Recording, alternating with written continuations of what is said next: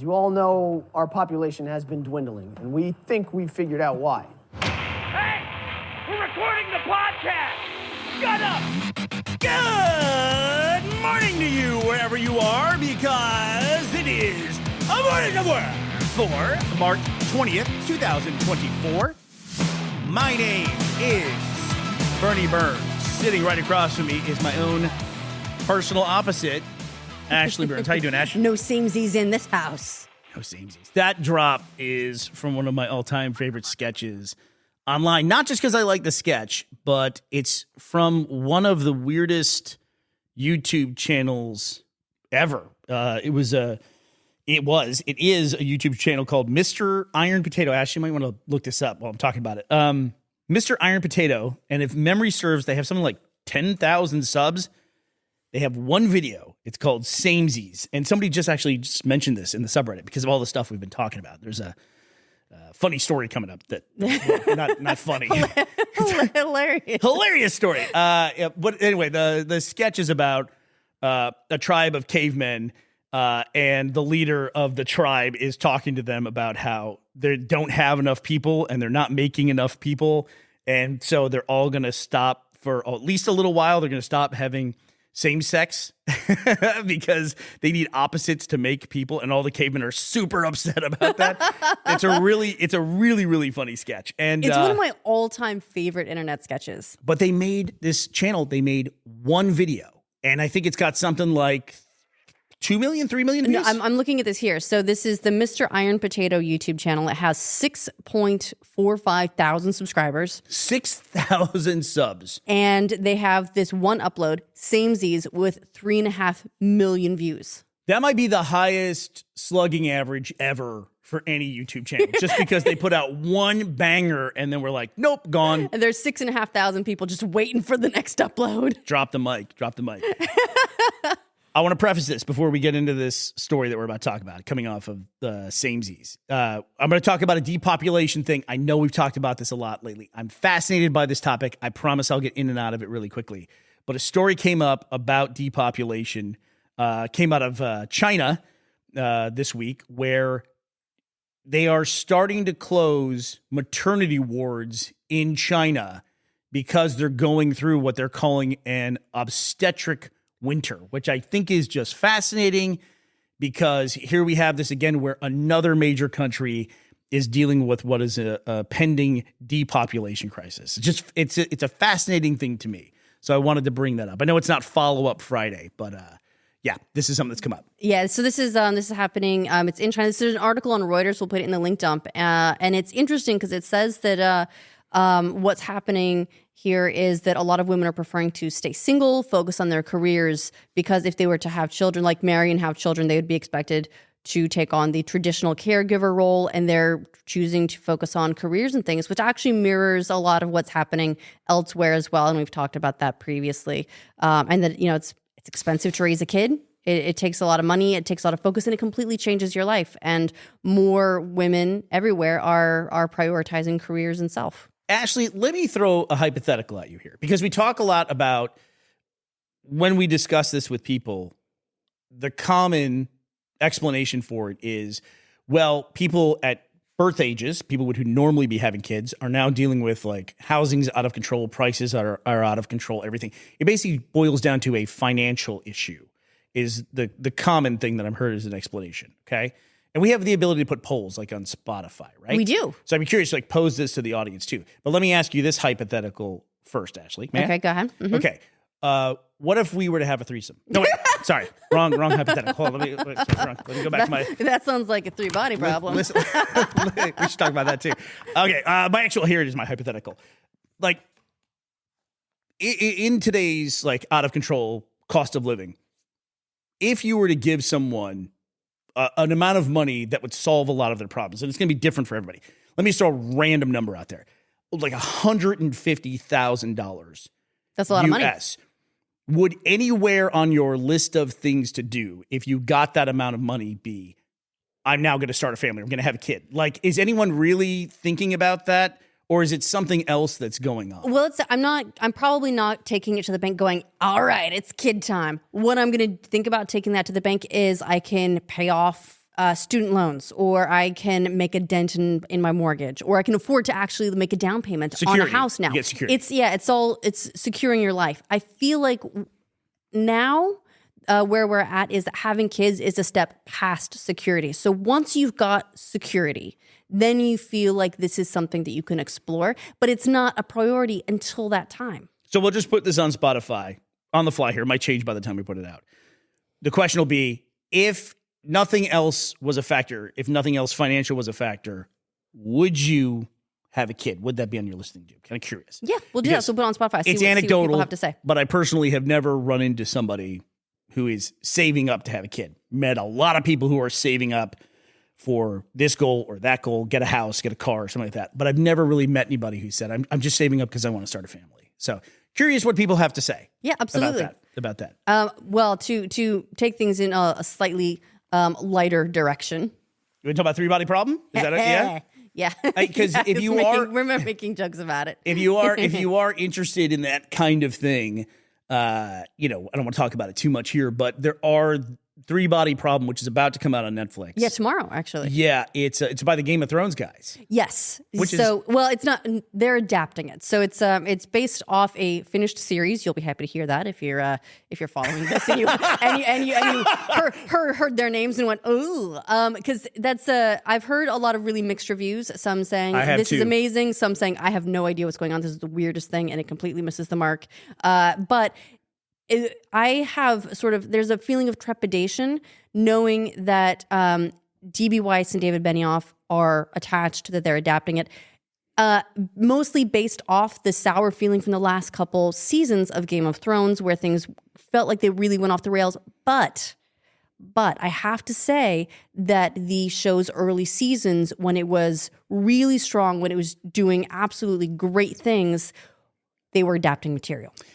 That's fair. Yeah, that's totally fair. And they've got something to adapt beginning to end in this case. And then when they went off the paved road, that's when people felt like things really changed with Game of Thrones. Yes. And they did change some things too. Like Game of Thrones was a very beloved, or the Song of Ice and Fire, right, was the name of the book series. Asoiv? Yeah. Song of Ice and Fire or Fire and Ice? No, it's Ice and Fire, but that's how whenever you see it written out, but it's always written with the, I guess, initialism, whatever.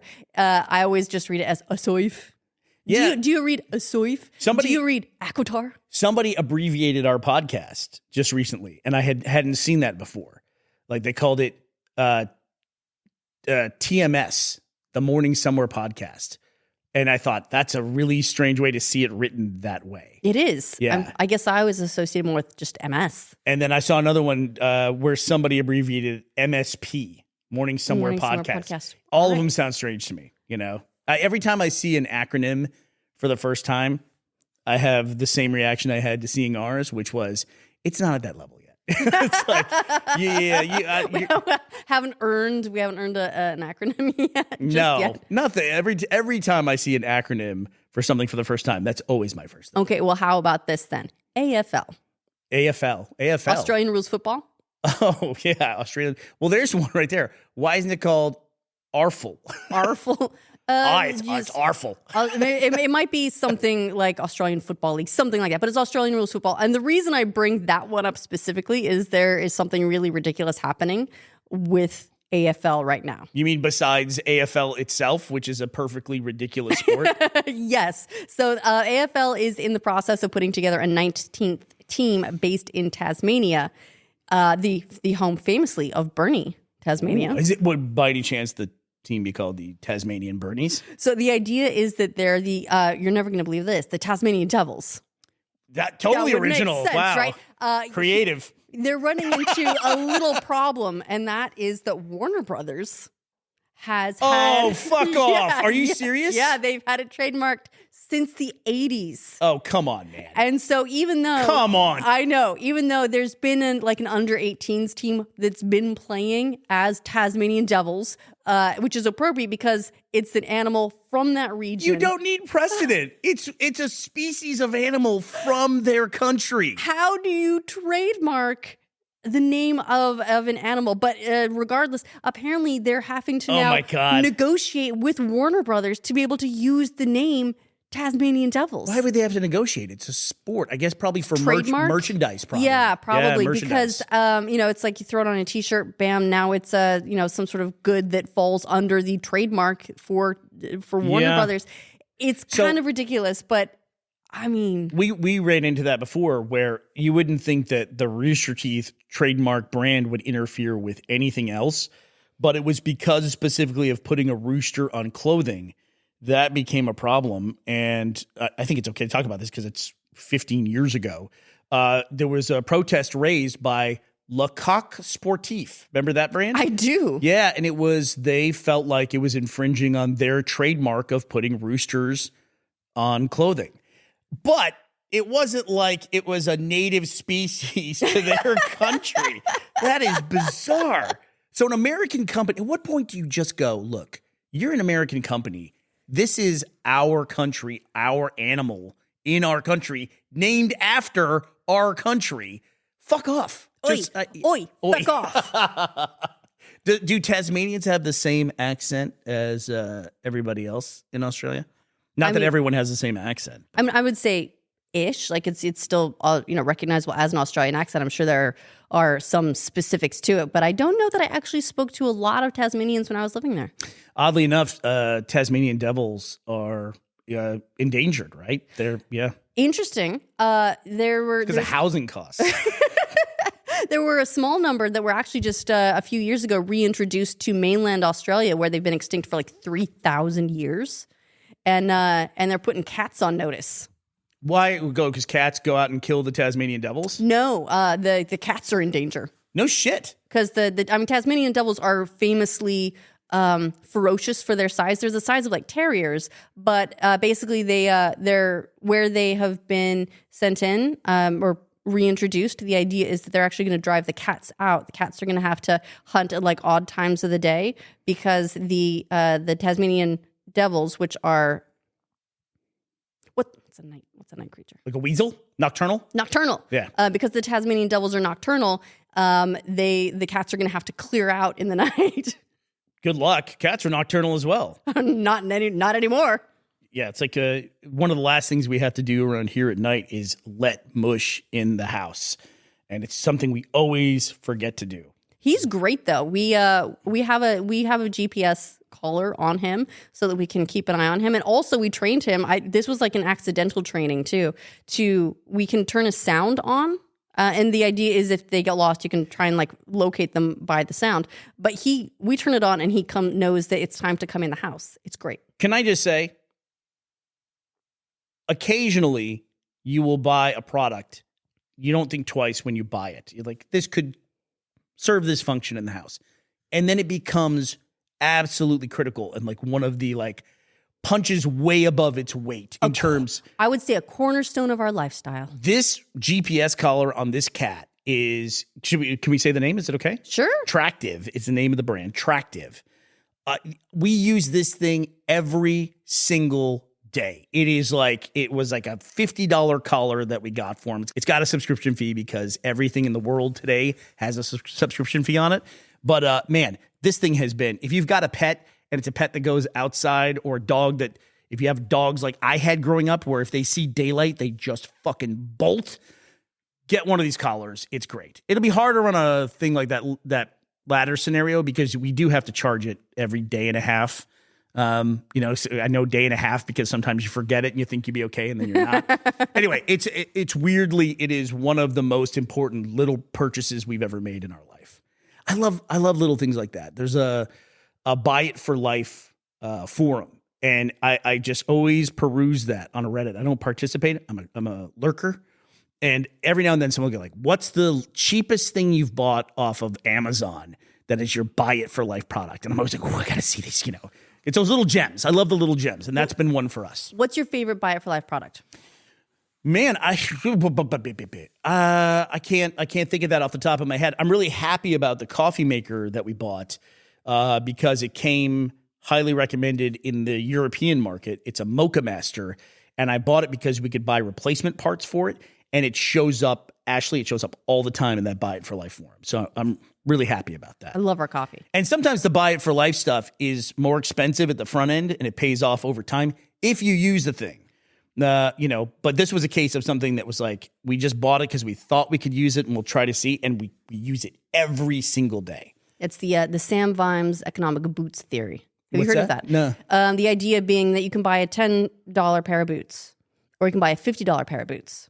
Well, you can afford the $10 pair of boots, but you're going to wear through it. Yeah. So if you can afford the $50 pair of boots, it's so much harder up front, but it lasts so much longer. Yeah, but I also feel like at the same time, like with tools is a big thing for this. I feel like I'm going to use this tool more than I am. So if I buy the more expensive one and it turns out that I just don't use it that much, then it turned out to be a waste of money. Well, I actually like an approach that you have, and that is you buy the cheap thing first. Yes. And then if you use it or if you break it, after that first time, you used it enough to justify investing in a higher quality or more expensive version of that thing that will last because you've already proved to yourself that you do use it. Right. Like I know I'm going to use a coffee maker every single day. I know that I'm going to do that. You know how much money we make off that coffee maker? Listen, man, girl math. Yeah. We're making tons of money off that. So it's funny, while we talk about girl math, maybe we should follow up on something else, because I was going to go looking for my drop, which is Emma Stone going, hell yeah. Oh, hell yeah. To follow up on some Emma Stone things, we did go out and watch the Poor movie Things. Poor Things. We did. And I think that's all we really need to say about it. We did watch Poor Things. Had the weirdest dreams. It wasn't really for us. It's not my style of film. The weirdest thing I can say about that movie, and there's a lot of weird things I can say about the movie. There's a character who is a Victorian era player, a Lothario, who's amazing in bed and everything. And they cast Mark Ruffalo in that part. And if I was casting, I would not read that part and think Mark Ruffalo, but he's amazing in that great. role. He plays Bruce Banner in the Marvel series. And in this, go figure. Yeah. He's great. He's probably, in my opinion, the best part of that movie. And, I only want to follow up on it because we said we were going to watch it, and we did like a week ago. But Ashley and I don't tend to talk about things that we don't like that other people do like, because we're not trying to. I'm not going to yuck your yum. There you go, Ashley. You love what you love. I know what kind of movies I like. I'm not the thinking man's movie consumer, and I'm okay with that. Exactly. It did have beautiful cinema. Sorry, I'm going to use the one. It did have beautiful cinematography, though. Yeah, it did have beautiful cinematography. It was a very pretty movie, although, I don't want to break it down. I was talking very specifically about Jason Saldana, who plays Tucker in Red vs. Blue. He was dying to know when I said we were going to watch this movie. He wanted to know what my thoughts were about it. And he, in particular, a lot of the wide angle stuff they did in it as well. I don't know if you pay attention to or there'll be that like kind the of thing. fisheye stuff where it changed a lot. It had a lot of different types of angles and sort of just camera tricks that they used. The sets were fun. It was there were a lot of things to like about that movie. Just overall, not my kind of movie, and that's okay. Yeah. So no reason to talk about it. It wasn't really for us. Enough said on that. Before we go, I do want to talk about another story that I read, which ties into like the stuff I bumped the mic. The stuff that we were talking about at the beginning of the podcast, which was affordability of housing and things like that. Did you see there was an article where a company said that if you work from home, you will no longer be eligible for promotion within the company? That doesn't seem like that should be illegal. It doesn't sound like it should be legal either. And the company is Dell, which is really interesting because that's an Austin-based company. At least it started in Austin. I assume they're still based in Austin. And at the same time, there's an article coming out about the Wall Street Journal. Did you read the Wall Street Journal article about the housing market in Austin? I did. They said it's running in reverse, which was kind of crazy to read, that now Austin as a housing market has completely cooled off. And I feel like they don't mean cool in the good way, Bernie. No. Austin is still cool, guys, just in a different way. But I have to say, anecdotally, that matches our experience. We know a lot of people that are in the process of moving out of Austin. From an affordability standpoint alone, it makes a lot of sense to go where you can, especially if you're not working for Dell and they will let you work from anywhere now. Yeah, it's one of those things, too, because the companies that were part of the work from home movement, they act like it was a privilege to do that during COVID, but work from home is what kept those companies alive. Like a lot of those companies would have gone out of business forever if not for work from home. Absolutely. And now they're fighting against it and acting like they were doing everyone a huge favor. Yeah. Yeah. And it's a privilege to be able to do it instead of this is now just, honestly, it should be the status quo for everybody. Well, look, they got all those leases on commercial buildings. They got to fill them. All right. Well, that does it for us today, March 20th, 2024. We will be back to talk to you tomorrow. We hope you will be here as well. Bye, everybody.